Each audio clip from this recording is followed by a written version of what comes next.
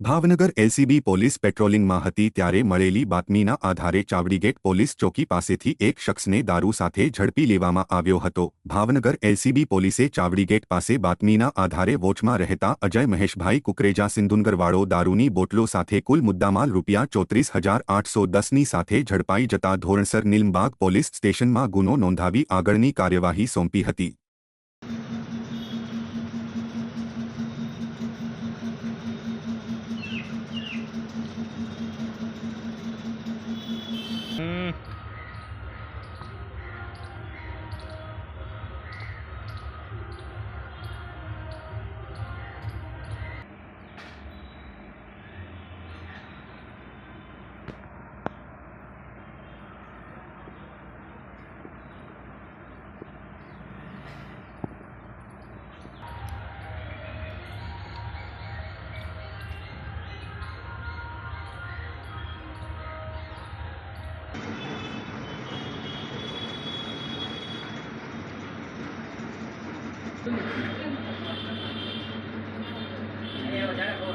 आठवां मिनट 31